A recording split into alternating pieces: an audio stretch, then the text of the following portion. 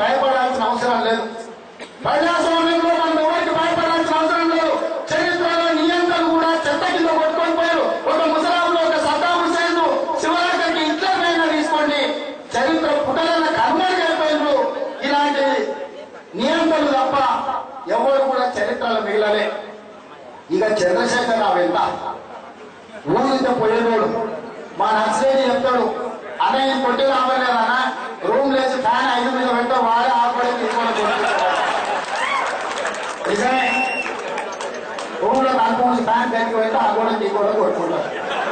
అలాంటి వాళ్ళు మీరు ఎందుకు భయపడుతున్నారు మిత్రమా? మీరు ఒకసారి ఆలోచన చేయండి. 69 సంవత్సరాలలో మంచి మంచి వాళ్ళని చూసారు మీరు, పాత్రికేయ మిత్రులు, ప్రసార సాధనం. ఒక మాట నిజమే, ఇవాళ అక్కడిక్కడ సూది సైకోల గురించి భయపడుతున్నారు ప్రజలు. అట్లాంటి వాళ్ళు రాష్ట్రానికి ముఖ్యమంత్రి అయినా మీరు ఏమైనా భయపడుతున్నారు కానీ దానికి కూడా మందు ఉంటుంది. ఆ మందు సక్కగా చేసి తించితే అన్ని సక్కగా అయితే మీరేం భయపడాల్సిన అవసరం లేదు, మేము ఉన్నాం. ఇక అదేవిధంగా ఇది ఆయన చైనా పర్యటన. మా సోదరుడు చెప్పిండు, మా వీరేందర్, ఎందుకంటే యుఎస్ లో ఎంఏ చదివి వచ్చాడు, పెట్టుబడుల మీద అవగాహన ఉన్నాడు, పూర్తి స్థాయిలో ప్రపంచంలో షేర్ మార్కెట్ కానీ లేకపోతే పెట్టుబడులు ఏ విధంగా ఉన్నాయో అవగాహన ఉన్న యువమిత్రుడు, మంచి చదువున్నాడు. చైనా మార్కెట్ కుప్పకూలింది, చైనా మార్కెట్ దివాళా తీసిందని నిజం. అది చైనా మార్కెట్ దివాళా తీసి దిక్కు దోసుకుంటుంటే చంద్రశేఖరరావు అక్కడ పోయి మార్కెట్ చిప్పబెట్టినాడు. మార్కిని ఈయన వేసం చూస్తుంటే ఆకులు నాకేటోళ్ళ దగ్గర మూతులు నాకేటోళ్ళు పోయినాక మూతి నేను నాకుతా వాసనతో నేను బతుకుతాను. ఇవాళ ఆకులు నాకేటోళ్ళ దగ్గర మూతులు నాకేటోళ్ళు పోయినట్టుంది చంద్రశేఖరరావు చైనా పర్యటన. ఇప్పుడు ఇక్కడ చచ్చిపోతున్నారని చూడబోయా, కనీసం ఇలా భక్తులు రాజు చేయబోయా అని ప్రజలు చెప్తే ఈయన చైనా పర్యటన పోయింది. మళ్ళా పోయేటప్పుడు కూడా ఏంది, ఎంతమంది అయినా 30 లక్షలు అయిపోతుంది. ప్రత్యేక విమానం, ఆ ప్రత్యేక విమానంలో మళ్ళీ కొద్ది మార్గంలో అందులో కూడా చాలా పెద్ద మాత్రున్నాడు. సోనాసీమ గడ్డ పొడుగు ఆయనకున్న గొప్పతనం ఒకటే, అయ్యగారికి సారాలో సోడా ఎంత కలపాలో సరిక్కలేదు. సారాలో సోడా కలపడానికి ఒకడు, సొల్లు చెప్పడానికి ఇంకొకడు, కాళ్ళు పట్టడానికి ఇంకొకడు, గవర్నమెంట్ ఆయన ఉంటే ఆయన కూడా నజరా కింద ఎప్పుడు తీసుకుపోయి నజరాన కింద. ఇదేమన్నా రాజరికమా ప్రజాస్వామ్యం? ఏమన్నా పద్ధతేనా? ఇక అది కాకుండా వాళ్ళు పోతే పేరు మా స్పీకర్ గారిని, మా కౌన్సిల్ చైర్మన్ కూడా తీసుకుపోయాడు. ఇదంతా ఆయన అడిగితే పక్కన చెప్పినట్టు తుమ్మలకి ఆయన మిత్రుంటే, అరే నీకు ఎవరిని ఉంది అల్లుడు అవరంగా చెప్పాడు, ఎందుకంటే నేను అక్కడ వాళ్ళు ఇంట్లో కింద తీసేగానా, ఈ నిజాలు అక్కడ తీసుకపోతే వారికి అవకాశం ఉండదు కదా, కాగితం ఇవ్వాలంటే అక్కడే రావాలి కదా. అంటే ఈరోజు అల్లుడు ఔరంగజేబుకు భయపడి, కొడుకు కేటీఆర్ కు భయపడి, బిడ్డ కలుతామని చూస్తే తలదించుకొని ఎందుకయ్యా నీకు బతుకు, మనం పూజలు చేస్తున్నాం, ప్రజలు బాగుండాలి, బతుకుండాలి. వాళ్ళింట్లో కూడా పూజలు చేస్తున్నారు. ఈయన ఎప్పుడు పోతారా, పురుషు నాకు ఎప్పుడు వస్తున్నాడు. ఇది రాష్ట్రంలో ఉన్న పరిస్థితి. అందుకే మీరు చూడండి, చంద్రశేఖర్ ఉన్న పరంగా ఎక్కడ అవుతాడు, 3 రోజులు అక్కడనే ఉంటాయి, ఇంటికి కూడా రాడు. ఆయన ఇంత కూడా ఎప్పుడు మెత్తబెట్టి తవ్వుకున్న గొంతు తీసుకున్నారని భయపడుతున్నాడు. ఇంట్లోకి భయపడి, బయటలోకి భయపడి, మందికి భయపడి, వానికి భయపడి, వీరికి భయపడి శివరాజకి ఆయన మందుని ఆశ్రయించాడు. మత్తుంటే తప్ప ఆయనకు భయం పోతలేదు. మత్తు దిగినట్టు మళ్ళీ భయం అవుతుంది, మళ్ళీ పోసుకుంటాడు.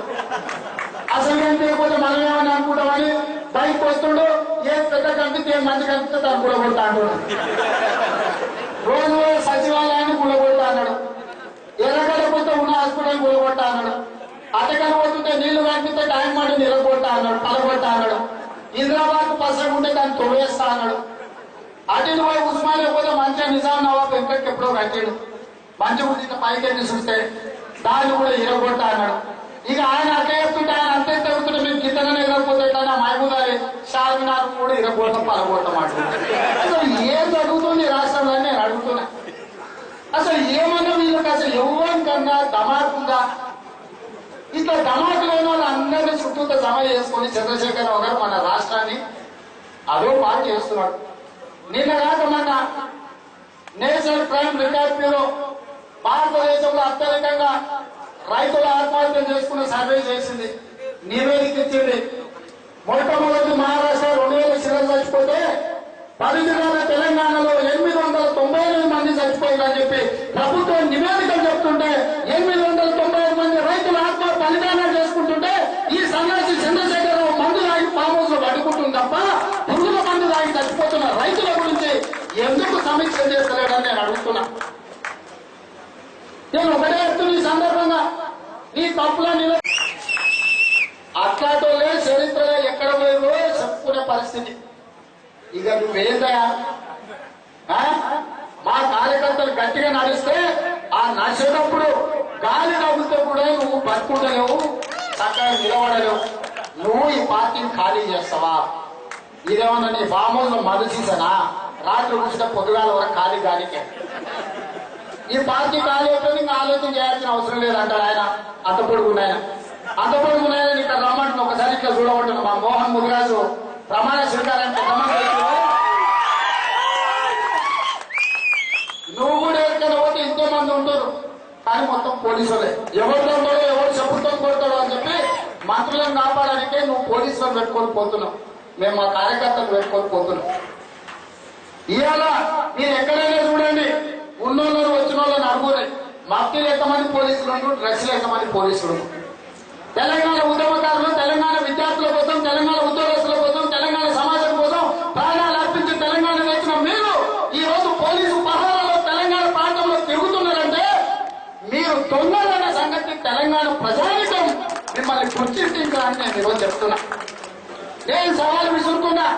మా తెలుగుదేశం పార్టీ 100% అందరం మాకిచ్చిన గవర్నమెంట్లను ప్రభుత్వానికి మేము సరెండర్ చేస్తాం, మాకు అక్కర్లేదు. మీకు ధైర్యం ఉందా అని నేను అడుగుతున్నా. రాష్ట్ర సమితి మంత్రులకు, ఎమ్మెల్యేలకు, ముఖ్యమంత్రికి ఉందా అని నేను అడుగుతున్నా. తెలంగాణ కోసం ఆత్మ బలిదానాలు చేసి తెలంగాణ తెచ్చినామని మీరు చెప్తున్నారు కదా, ఎందుకు తెలంగాణ ప్రజలకు మీరు భయపడుతున్నారని నేను అడుగుతున్నా. మీరు తప్పుడు నాయకులు తోసుకుంటున్నారు, దాచుకుంటున్నారు. ఇవాళ సింగపూర్, దుబాయ్ ముఖ్యమంత్రి గారు పర్యటనలో పోయేటప్పుడు చెప్పాడు, నేను అక్కడి నుంచి పెట్టుబడులు తెస్తాను. ₹1 నన్ను తెచ్చిండా? వచ్చిన సింగపూర్ నుంచి, దుబాయ్ నుంచి. ఇవాళ వాళ్ళ పర్యటన వెనకాల మతలం ఉన్నది. తండ్రి మొదలు పోయి చూసి వస్తాడు, తర్వాత కొడుకు పోతాడు. మీరు టికెట్ కూడా చూడండి. తండ్రి పాస్పోర్ట్, కొడుకు పాస్పోర్ట్ బయట పెట్టమని ఉంది. మొదట తండ్రి పోతాడు, తర్వాత కొడుకు పోతాడు. తండ్రి పోయి చూసి వస్తాడు, కొడుకు పోయి పెట్టుబడి పెట్టొస్తాడు. తెలంగాణలో దోసుకుంటే సింగపూర్లలో, దుబాయ్లలో, చైనాలలో పెట్టుబడులు పెట్టడానికి వీళ్ళు విదేశీ పర్యటనలు చేస్తున్నారు తప్ప వీళ్ళు అక్కడి నుంచి ఇక్కడికి పెట్టుబడులు దేనికి కాదని చెప్పి నేను ఈ సందర్భంగా స్పష్టంగా చెప్పదలుచుకున్నా. ఇవాళ ఆయన అన్నాడు 1956 కంటే ముందు పుట్టిన వాళ్ళకే ఇక్కడ విద్యార్థులకు ఫీజు రియంబర్స్మెంట్ ఇస్తామని. సంతోషం. ఒకవేళ అదే నిబంధన వస్తే మరి కాంట్రాక్టర్లు 1956 కంటే ముందు పుట్టిన వాళ్ళకే కూడా తెలంగాణలో కాంట్రాక్ట్లు ఇవ్వాలి కదా. ఇవాళ నిన్న మన వాటర్ గ్రిడ్ లేకపోతే ఇరిగేషన్లలో, లేకపోతే రీడిజైన్లలో మీరు ఇస్తున్న టెండర్లు ఒక్కటన్నా తెలంగాణ కాంట్రాక్టర్ ఉన్నారా నేను ఈ రోజు అడుగుతున్నా. అంటే మీ టీవీలలో పెట్టుబడులలో పెట్టుబడులు పెట్టడానికి ఆంధ్ర వాళ్ళు కావాలి, మీరు కాంట్రాక్టులు ఇస్తే కమిషన్ ఇవ్వడానికి ఆంధ్ర వాళ్ళు కావాలి, సాయంత్రం అయితే మీకు మందేనికి నాగార్జున, మహేష్ బాబు కావాలి. అదే విధంగా మీరు వ్యాపారాలు చేసుకోవాలంటే పెట్టుబడి పెట్టకుండా పార్ట్నర్షిప్ చేయడానికి ఆంధ్ర వాళ్ళు కావాలి. నీ నమస్తే తెలంగాణ, నీ తెలంగాణ గుండె సప్పుడు నడవాలంటే అడ్వర్టైజ్మెంట్ ఆంధ్ర వాళ్ళు ఇవ్వాలి. కానీ తెలుగుదేశం పార్టీ మాత్రం ఆంధ్ర పార్టీ అని ముద్రేస్తావా? తెలుగుదేశం పార్టీ అంటే ఈ సన్నాసులు తెలంగాణ ద్రోవుల పార్టీ అంటారు టీడీపీ అంటే. నేను ఈ సందర్భంగా మిత్రులకు చెప్తున్నా, తెలుగుదేశం పార్టీ, టీడీపీ అంటే తెలంగాణ డెవలప్మెంట్ పార్టీ. ఈ తెలంగాణ డెవలప్ చేసింది మనం. ఈరోజు తెలంగాణ మూలనే గ్రామ గ్రామాన్ని అభివృద్ధి చేసింది మనం. టీడీపీ అంటే తెలంగాణ డెవలప్మెంట్ పార్టీ.